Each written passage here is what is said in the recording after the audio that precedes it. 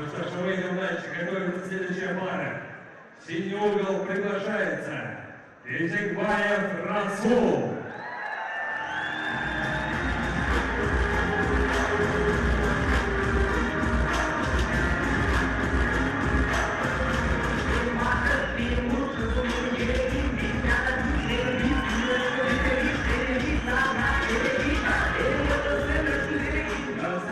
Приглашается его оппонент Саидов Руслан.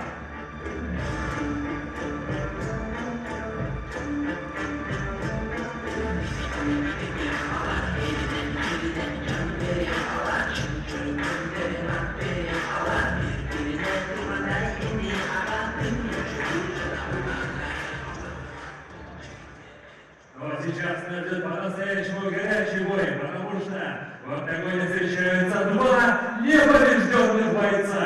И только у одного из них после этого боя останется 0 в графе поражений. И я представляю вашему вниманию бойца в синем углу. Вес 66 килограмм, рост 170 сантиметров, возраст 28 лет, профессиональный рекорд 7 побед, 0 поражений. Чемпион Азии по грэпплингу, двукратный чемпион Кыргызстана по боевому самбо, победитель международного турнира ВФ Глобал, представляет команду Алп Симитей и тренируется под руководством Чекирова Кенджибека. Встречаем бурными аплодисментами Тезекбаев Золотой Расул!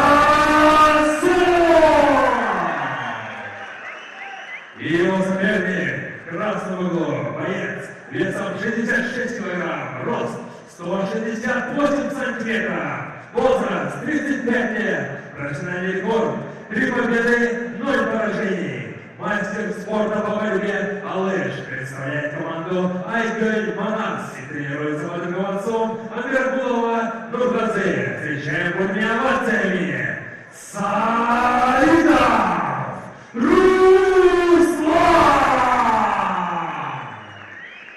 Рефери октагоне Завтоне Иван.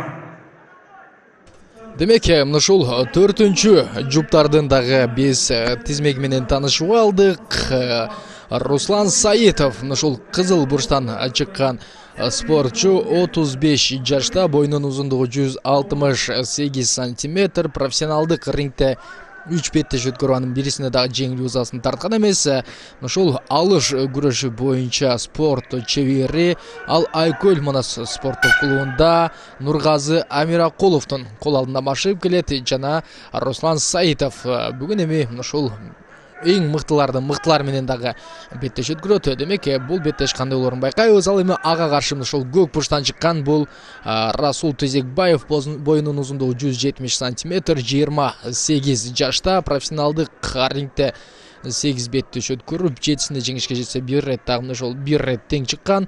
Жана ал ошол грэпплинг боюнча Азиянын чемпиону атык алган. 2 жолку ошол Кыргызстандын уруш күжүрмөн самбо боюнча чемпион атыккан жана ВФ Глобал эл аралык ошол турниринин дагы жеңүүчүсү атылганын билебиз. Ал Алп Семетей спорттук клубунда Кенжебек Чекировдун кол алдында машыгып келет. Анын спорттук кайманаты Золотой жана биз ошол Кенжебек Чекировдун окуучулары мыкты экенин дагы билебиз. Бирок Руслан Саитов дагы ошол профессионалдык рингте жеңил узасын тартпаган мыктылардын бири. Ал ошол дүйнөлүк спортчулардын рейтингин жарыялаган Шердок кирген эмес ушул сайттын. Ал эми Руслан Тезекбаев ал жактан ушул профессионалдык рингте 8 беттеш өткөрүп анын 7синде жеңишке жетсе, 1 рет ушул тең чыккан деген дагы көрсөткүчү бар. Андыктан ушул ардияр беттешин байкайбыз жана Расул Тезекбаев алдыга ошол кирип барууда болушунча активдүүлүгүн көрсөткүсү келет.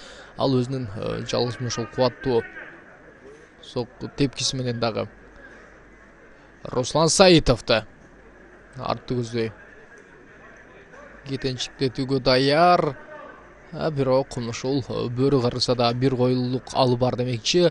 Руслан Саитовго жакын кирип барууда албетте Расул Тезекбаев абайлоосуздар алганча дагы ушул алыш белбоо күрөш боюнча Кыргызстандын чемпиону аткан. Ал эми Расул Тезекбаев өзү дагы ушул грэплинг боюнча Кыргызстандын эмес Азиянын дагы чемпиону, андыктан эки мушкертең ушул жерде өзлөрүнүн мыкты аракетин көрүүгө даяр. Расул Тезекбаевдин түз соккусу азыр Руслан Саитовдун так эле бетине тиет жана азыр ал калыстын ушул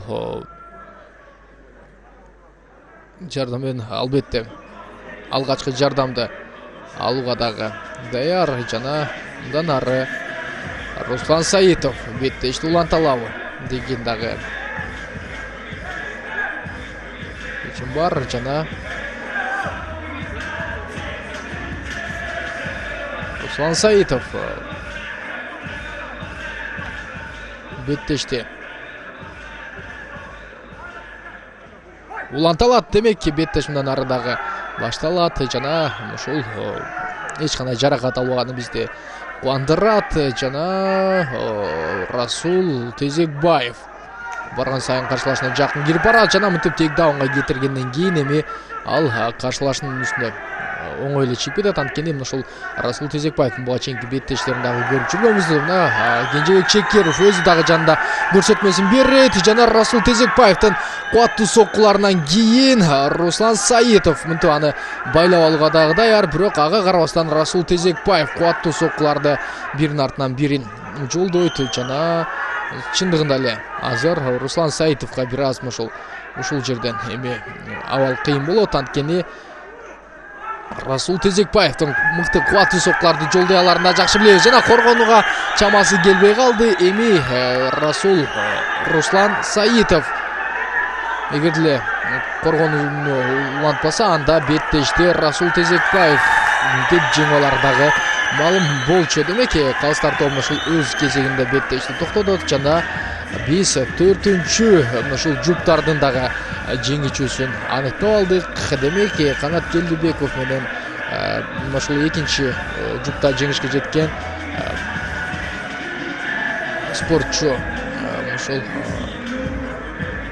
Бекболот Абдулда уулу Кезгиле. Жана азыр ушул буга чейинки 3-чү жуптарда жеңишке жеткен